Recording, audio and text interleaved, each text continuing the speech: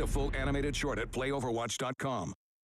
Welcome back, friends. We are almost ready for a draft. We now have everybody ready, all of our players.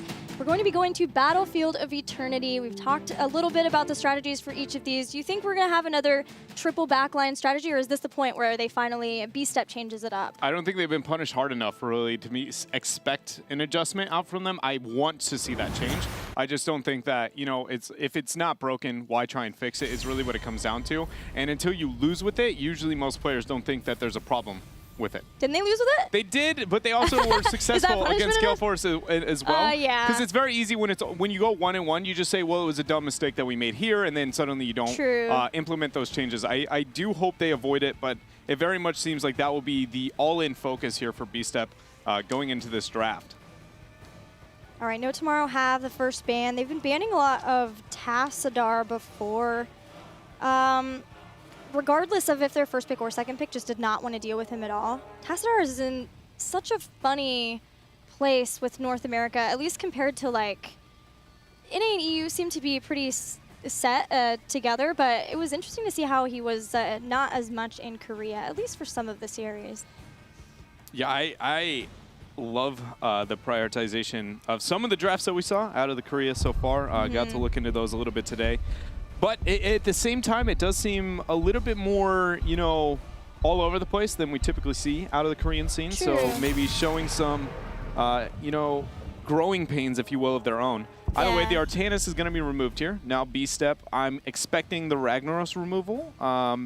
Or instead, they look like they're going to be hovering over this Tassadar. I just can't help but feel like, again, Ragnaros on this map, the amount of value that he's going to be able to provide is pretty good defensively, specifically not complementing the race too well. But the Tassadar removing all Tassadar Tracer style compositions that we may see. So No Tomorrow then, do they want to be able to first pick this Ragnaros or instead going to go with something else? They did first pick Ragnaros versus Naventic, and that was the one Battlefield of Eternity game we've seen from No Tomorrow. Yeah. I love Ragnaros pickup here. He has a good win rate on Battlefield of Eternity in the North American scene, so it seems like a no-brainer for them here. Yeah, and then the Li Ming Malfurion rotation here coming out from B-Step, sticking to what they have felt the most comfortable on. That rotation has been very successful on this map. Li Ming kind of spiking in power, at least out of North America when it comes to Battlefield of Eternity specifically. So now the transition here for No Tomorrow is both teams sticking to their guns. I would say, again, that's going to be favoring No Tomorrow if they keep up that trend, just because B-Step, No Tomorrow has like a sense of what they consider the most optimal way to kind of play the game for now, whereas B-Step very much seems all over the place. It is a steal of Li Ming, though. No Tomorrow would have liked to include Li Ming and Tychus here for their 2 damage dealers. Instead, going to get Vala and ETC.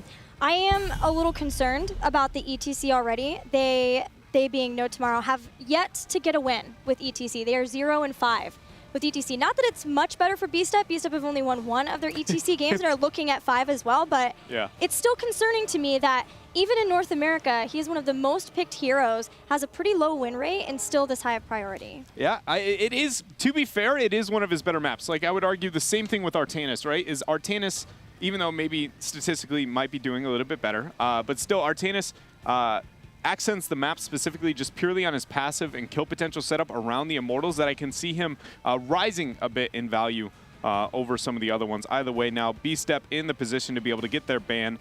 There are hovering the Zarya ETC, a very common one, especially with Vala being that pseudo support. Wouldn't be surprised to see that ban out. But it also shows that B-Step doesn't want to play it themselves, which that is a hero that I believe the very first time they ended up playing on this map was a part of their poke composition. I might be wrong about that. Yeah, where they're just constant grenading, looking to get that harass and poke in the long run. All right, what are No Tomorrow going to ban here? Maybe a warrior, but also potentially a backliner too. If they're just going to play a very melee-centric style, grab another melee along with what they already have. Yeah, instead, it's going to be Sylve. Okay. Interesting choice there, but it does remove the opportunity of a very hard, like win harder oriented composition, snowballing with the Sylvanas. Safe ban, I guess, more than anything, like half a throwaway in a sense. I love when you get the opportunity to do that in a draft to where you don't target anything specifically, it's just mainly whatever you don't want to see, especially if you're heavily considering your next 2 picks here. So No Tomorrow in a pretty spot here, sticking to what they know.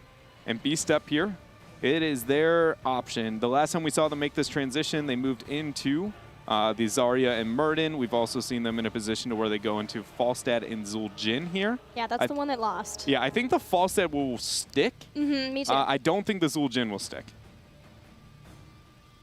What would you like to see replace it, if that's the case? Not a backliner, like a Thrall. Any kind of melee. More beef is the main, I guess, gripe I kind of have with B-Step and their approach to Battlefield of Eternity so far. So here, we're going to find out. It is the Thrall, and then hopefully a Falstad too, or maybe concentration more on the Warrior. It is going to be the Variant. I like this so far coming out from B-Step. As long as this last pick from them is not another range. I guess they can get away with it being in range, actually. Yeah, it could. It is a more diverse and at least adjustments here for B-Step so far, so that's very, very satisfying to see out of them. Yeah, that was your #1 hope for B-Step, is a change in their drafting style.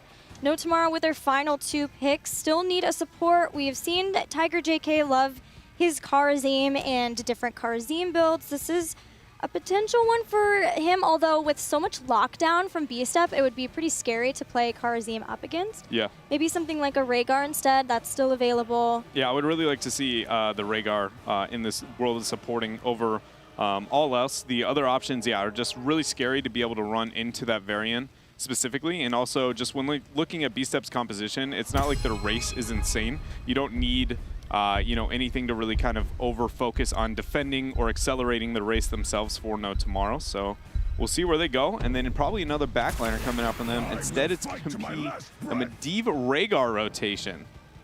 Huh. A little bit of Team 8 flavor on there, throwing in the Medivh. We got more than one Medivh team. Yeah, this is the first time that we've seen No Tomorrow play Medivh, right? Yeah, I think so. I'm excited to see who will be playing that. Rhaegar is the support for Tiger. And now, knowing all of the information of what No Tomorrow will be bringing to Battlefield of Eternity for this game #1, what do B-Step want? Do they want extra damage? They want more lockdown, maybe keep Medivh away from his portals and other people. The nice thing is B-Step already do have Malfurion who can place roots underneath portals. It's one way of throwing people off from it. Also, Li Ming with Wave of Force can mess with the portal synergy. Yeah, I want to see another Warrior after the Medivh pick coming up from B-Step. I don't think I want another DPS just because Medivh, and usually with the 5-second cooldown on no damage going to be taken, CC and sustained DPS and longer fighting is going to be the main focus in B-Step. If they draft another Warrior here, instead they go with the Tychus. All right, so the solo Warrior variant, not the first time we've seen this from B-Step. Right. They've already ran it once before, I believe, maybe even twice. In week #1, I believe, was the week that they were going to be busting out those, you know, solo variants. And No Tomorrow sticking a little bit more traditional, a little bit more to what they know here. So except the Medivh. Except the Medivh. Yeah, that is that you know, he's kind of the wild card. That is like, I don't know. I've always felt that he's had such untapped potential, you know, all over the world, and we see bits and pieces of him kind of popping up, and he becomes more and more, you know, prominent within all the regions. So I'm excited to see the playstyle coming out from them, but overall it does feel like they still were a little bit more to kind of what they know, adapting to you know, some of the positive trends in heroes like the Medivh that we've seen all over the world at this point. So I like what they've managed to make happen, but at least B-Step adjusted. That is what I'm most satisfied about. Even if they don't win this game, at least they made changes. You know, they're trying to move forward. Well, you guys have heard all about what we think of the drafts, but we want to hear from you. So make sure you tweet using the hashtag HGC. You might even get your tweet up here on the screen. You can talk to us, you can talk to the teams, and we're just about ready for that game #1. Any final thoughts? Who do you think won the draft? I would say No Tomorrow. Just solely based on the solo variant into the Medivh. There's always an opportunity with the raw CC that variant is able to provide the poke here on the side of B-Step, but it very much feels like as long as when variant goes in, he doesn't confirm the kill, and then they portal and hyper aggression the opposite direction, I think B-Step will be a struggling team throughout the game. Yeah, it seems like B-Step's going to be relying on a lot of picks. If they can get picks, maybe especially around the Immortals, utilizing the stuns around there too, they could do very well, but it's going to come down to APM being able to catch people with the roots at the right time. Varian jumping into with stuns. Varian does have parry, which will help a lot too with Vala, although Vala's likely going to be going more into the Hungering Arrow build, so I'm not sure how exactly that will shake out. Yeah, that is a, you know, a subtle I don't know, disadvantage that you really obtain, because Vala does want to move. It's pretty much a must to be able to move into that Q build on her onto this map, but then, you know, having the parry, having the opportunity to be able to defend off that, it's just one of those things that you can't really fix that might work in a different map. All right, so Battlefield of Eternity, No Tomorrow, where are they looking at being able to really hit their power spike and just grow from that? Having Medivh, is it once they have the stacking done, or do they need something earlier on? I think it's going to be not so much the stacking. A lot of it's going to be focused around 10, I think is going to be the main focus for them, just because the options in the draft that B-Step has picked has put a lot of focus in their poking, in their skirmishing, post 4 with the Li Ming, with the Varian combo. There's a lot of harass going on, and it's going to come down a lot to Medivh early game, and then after that point, I think their composition really does kind of excel. It's just respond to Varian, counter-engage as hard as possible. There's another factor that we haven't really hit on too much is Casanova. Casanova is new to HGC in general. It's his first time in the top teams of North America. He made kind of a name for himself with his heroes, the Dorm play, and now is fully committed to his time here in HGC.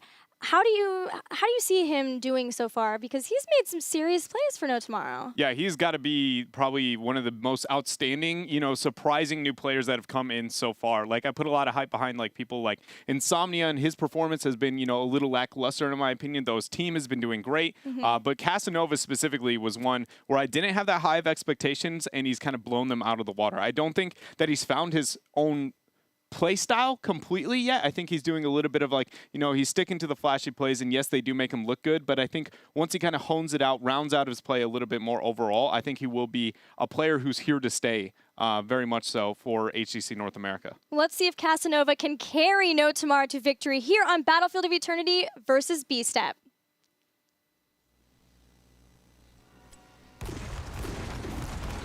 All right, so on the left-hand side here is going to be the veterans themselves, B-Step, where APM is on his Malfurion. King Caffeine running the solo Varian. K1 Pro is going to be on the Thrall. iDream is on Li Ming. And Tychus played by McIntyre. Huh. Their opponents in the red are No Tomorrow, Tiger JK, not on a tiger, but a wolf, Ghost Wolf Rhaegar, ETC played by Airho. Talking Trees will be playing that Medivh, Casanova again on Ragnaros, a favorite for him, and finally Jason will be playing Vala. There is the Hungering Arrow build already starting out with Monster Hunter at level 1 for Vala. Lightning Bond going to help out with more damage, especially around the Immortals, and Wave Clear 2 for Rhaegar. And Scouting Drone this time for Malfurion, so not worrying about Moonburn, relying on the damage of Tychus, Thrall, and Li Ming to be able to do enough to the Immortal, and instead making sure that they don't get hit by any crazy flanks. Yeah, that's been a surprisingly popular talent pick there. The Scouting Drone opportunity for the Malfurion over some of the others. K1 Pro, though, here in the top lane, Urho's got to barely be able to power slide, but he was in a fine position to be able to keep himself up. And in case you guys were wondering why Gillies kind of said what, is the fact that we have K1 Pro playing the Thrall.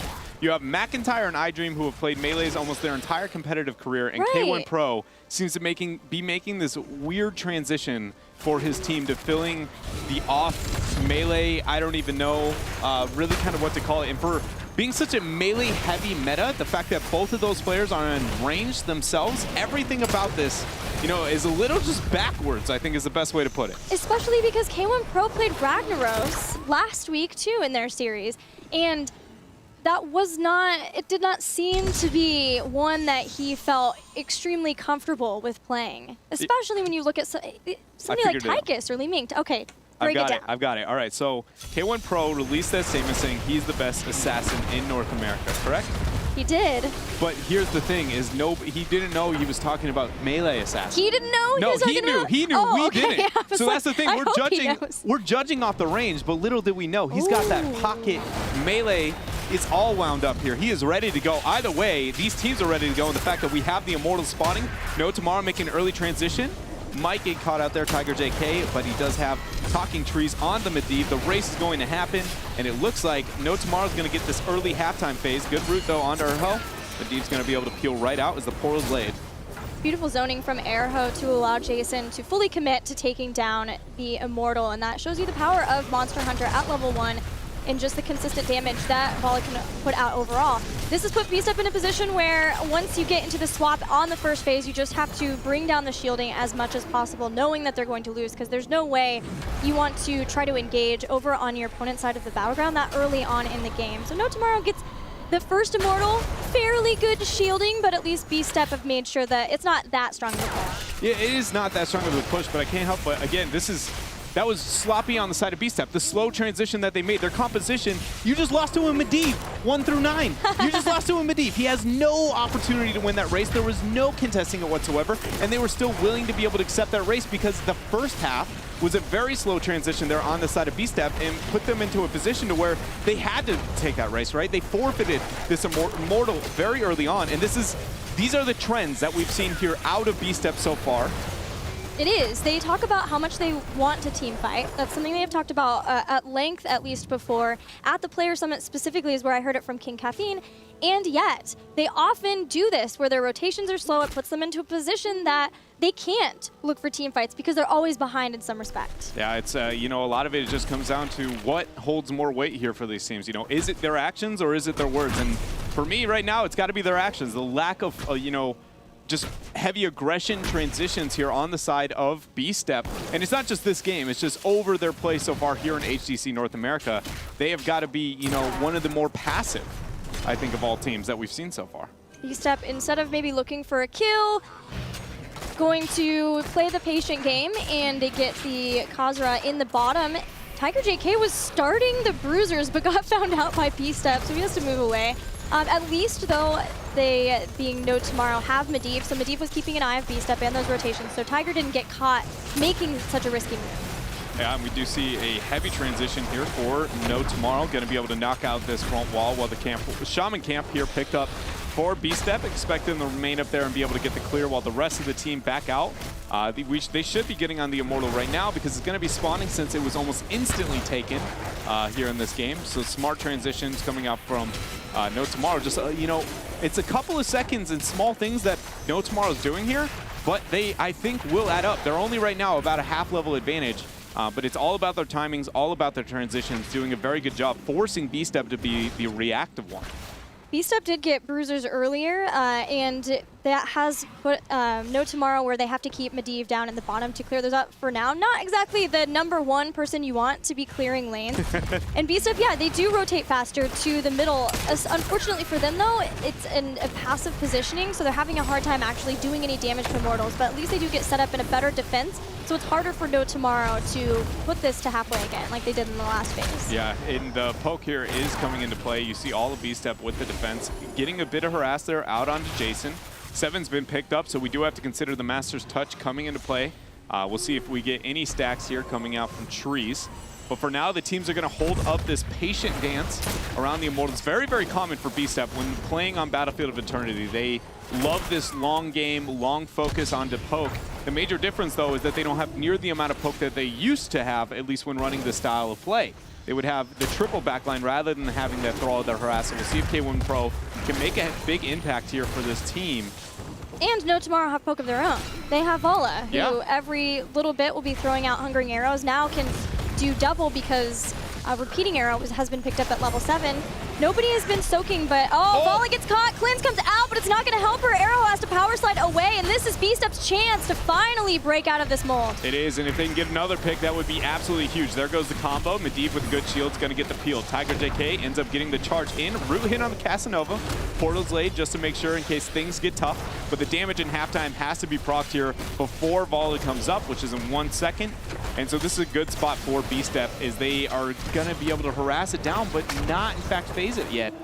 Tough spot for them, but in the end, they are pulling ahead here in the race. Those were the types of things that the composition of B-Step was really kind of built to do, be able to get those picks with the Varian, with the Li Ming combo. And as long as things do, you know, go rather well in the early game, I do think their composition could take off. Airho is getting caught, does have protection from Medivh. That's just enough to get him out, as well as a portal to help Jason. Jason was going up looking to see if he can throw some more damage onto Larian, the Blue Immortal. Finally, B-Step get the swap. It felt like No Tomorrow had to be very happy with not allowing that swap to happen, but unfortunately, after that, they still were up against a lot of healthy members of B-Step, and with Airho taking a lot of damage, had to allow B-Step to finally phase it. Yeah, and B-Step here is just going to back out, get the poke as best they can. This is fine for No Tomorrow as long as they can just get to the 10 mark. Is I think going to be the main focus during this Immortal phase. Largely just, again, their composition is far more successful post-10. They don't have near the just skirmishing that we see out of the composition on the side of B-Step, which always thrives before Heroics get there. Calf goes in, throws out the harass. Shield's already going to be used, so we'll see if he goes in. There's going to be the stun. The good cleanse is going to be thrown out there from Tiger JK. Make sure the follow-up's not there. And slowly whittling away, No Tomorrow is losing their Immortal. No Tomorrow were trying as best they could to soak up damage from all sources of B-Step, but they were playing a dangerous game because should anybody step out, even Airho, he could get burned down in an instant between Tychus, Thrall, and Li Ming, and especially with all of the chain crowd control options that B-Step have. It was a dangerous game. No Tomorrow decided to play it safely instead. They're going to give up this Immortal. It's about the same shielding as the last one, but stronger. We'll see how much B-Step can get done. If they can get enough of the structure done, yeah, they're going to get heroic abilities and have a little chunk of time where they have them over No Tomorrow. Yeah, and there is it. The combo of CC, though, has already been used. Urho trying to get the harass, and without Ragnaros here, we aren't going to see that Molten Core. There's the taunt. Good shield coming out from trees again, being able to peel for his team here. B-Step, you can tell they're eager to be able to try and pick somebody off, but hesitant positioning here for No Tomorrow is going to work out for them. Ragnaros getting the soak on his head, but the taunt. Oh, good cleanse once again from Tiger JK. Trees came down, and he has to be careful right now. He is not done with Master's touch stacks. And there's just too many ways to lock somebody down from B-Step in that instance. Yeah, there are a lot of tools there. And it did force the Twilight Dream, though, even after the cleanse. So APM, you know, not getting the value out of his heroic has maybe hit Aspire to make happen. And that might hurt him. If they force an engagement here for No Tomorrow, which now that they've hit that 10 mark, I really would expect them to be, you know, dictating the pace of the game, not so reactive as they were in the early parts to B-Step. And then Earthquake was the option here for Thrall. Everything else, pretty normal. We see the mosh pit opportunity coming out from Urho there. Yeah, and he's moving down. He would like to make a fight happen. Thrall is taking a very safe rotation up, so this might be the best chance that No Tomorrow can have before the next Immortal phase. Once ETC seen there, he was seen too. There's a scouting drone. So Thrall knows it, the rest of B-Step know it too. Trees is revealing the position of the rest of B-Step. And B-Step are going to play very, very safely, knowing that they're ahead in experience. And the longer that B-Step can keep No Tomorrow, the full 5 members of No Tomorrow in the bottom, while Thrall split soaks in the top, the better it will be for B-Step going into the next phase. That's going to force a cleanse from APM there. iDream getting caught out a little bit too much. Portal was used. So that's going to be on cooldown for a period of time, but that was very well done. APM there to be able to confirm his team, keep them alive, and they're transitioning out there. This is scouted here by the Medivh, so we'll see if B-Step is still going to continue to take this. It looks like they're backing out. Thrall making the transition down. This is such a risky invade here for No Tomorrow if they want to commit to this. And it looks like they themselves aren't totally sure as they kind of just posture around. Yeah, No Tomorrow feels a little panicked at the point that they're in, but they are going to have the Immortal phase before B-Step are even remotely close to 13. So that's one nice thing for them, but they still want to go for the invade too. Taunt hits ETC. He still has Mosh Pit. If he wants to be able to use it, he's going to jump in there too. Everyone from B-Step's doing a great job of separating themselves. Mosh Pit goes down, but so does Leyline Seal. Disaster strikes. ETC is blown up, so will go down. Jason, iDream just teleporting through the members of No Tomorrow, and only Talking Trees makes it away. Perfect timing as well, with the Immortals now going to be spawning. Halftime phase going to be kicked in here by B-Step very quickly, and Medivh has no way to be able to even have a response worth of damage. Very well done. And at that fight, a lot of it came down to the flank on K1 Pro. Yes, there was the mosh pit over, you know, overextending over the wall with the rest of the team, but the fact K1 Pro flanked, opened with the Earthquake, and kept 3 people there busy, allowed the easy focus there on the side of B-Step to be able to confirm the kill onto Urho. And now they're going to have 13 tier advantage, a insane amount of shielding when it comes to the Immortal. But no, the transition here is going to be fast enough for No Tomorrow. So not confirmed completely. Just going to be the poke game for now as B-Step might be in a tough spot. There goes the power slide. Good cleanse again from APM to be able to get the peel taunt used. Another cleanse forced here for Tiger JK and Ancestral.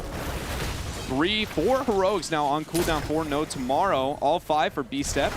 As Rain of Vengeance is the only one that stands. Yeah, that's the situation that No Tomorrow have found themselves in quite a bit is that Airho gets caught far away from his team. And BStep have a perfect composition to do that very well. Again, here goes Airho from the jump. King Caffeine will probably jump on him too. Darius is going to go in, dives in with charge, moves on back. So No Tomorrow are delaying the inevitable, it seems, from BStep to get this phase. At least if No Tomorrow could maybe get a kill, which is what they're going for, but without heroic abilities, Leyline Seal is a possibility now. Yeah, it's going to be, you know, a tough, actually, King Caffeine there is going to be caught out. There's going to be the Earthquake used, all 5 people very slow. Portal is used. Casanova is getting wailed on. APM ends up confirming it there with the Twilight Dream as well. Now Jason ends up getting killed there. 1 reset, 1 combo coming out from iDream, confirming the kill. 4 people dead. BStep looking like a completely different team here. Very well done. And they have, look at that health bar, look at that shielding.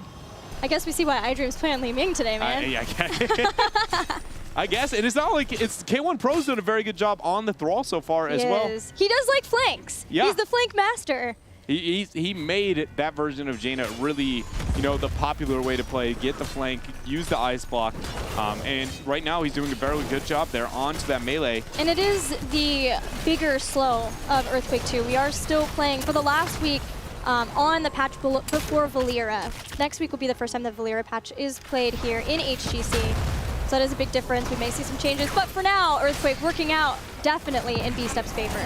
Yeah, and there's going to be the Molten Core as the pure answer. I've always wondered, is it more valuable to be able to get the poke down for the shields, or is it worth eating the HP onto the keep itself, you know? Yeah. It's always it's a curious question on when teams decide, you know, this is the moment that we end up looking to be able to get that peel, and I can't help but feel like it's got to be once it's on the keep. But then you barely get to use any abilities to help actually take it down, right? That is true. Because it gets taken down so fast. But it pulls all 5 members back as well. I don't know. It's just, there's a lot of here and there trade-off that we see different approach. Casanova does it before the front wall sometimes.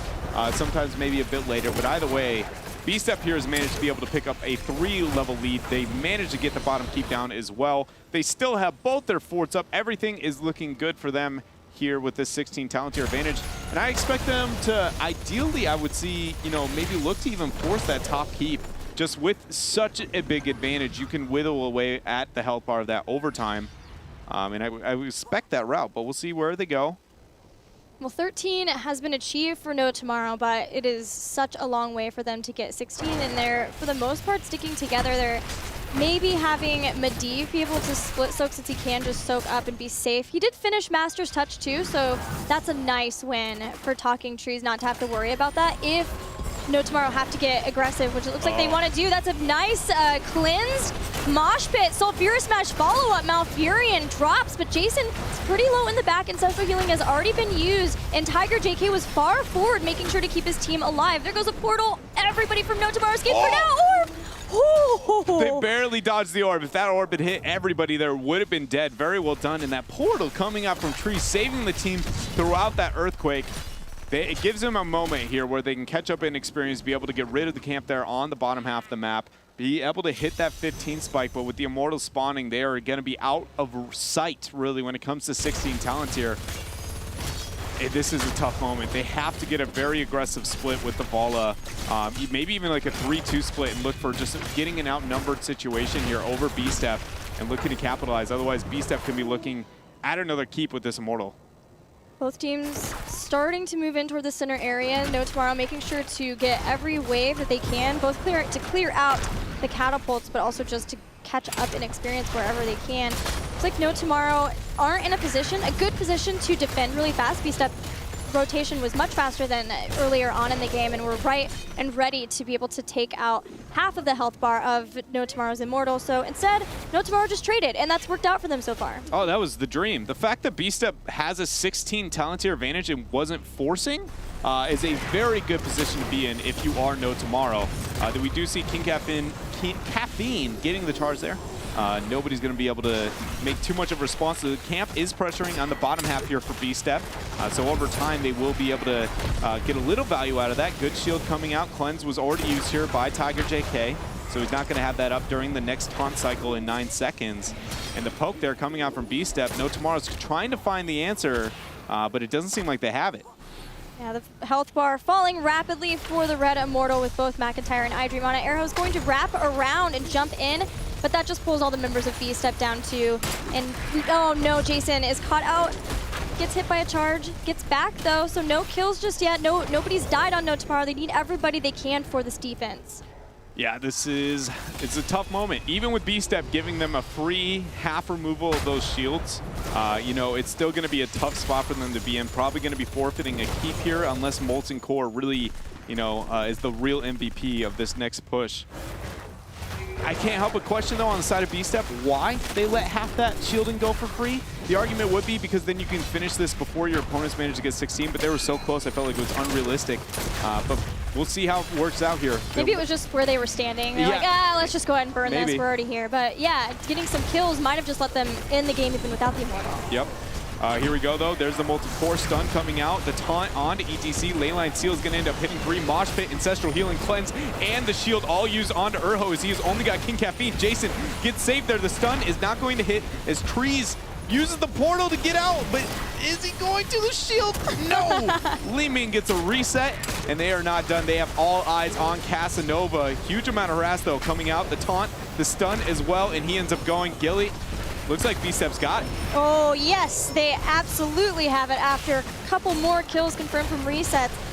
Man, B-Step with a super dominant game, only letting one person die on their team the entire time. That one time that No Tomorrow got the support trade, otherwise 14-1 in kills. B-Step walking away with game number 1. Very well done. And, you know, they played a little bit more of, you know, they're a different play style than what they're known to, but at least sticking a little bit to what they knew as well with the poke, with the Li Ming, but then seeing, you know, the Thrall, even though K1 Pro is the one on it. I'm just glad to see those changes because, again, it seemed a little stubborn in week 1 and week 2 when it came to the drafting of this team. And they were even in that, you know, article you referenced, they were open on the weakness of the draft itself. It just was whether or not they could figure it out in time. And so this was a nice game for B-Step, and I hope it continues through the series. But No Tomorrow aren't out of it yet. It was only game number 1 in this best of 5. We're headed to a break, and when we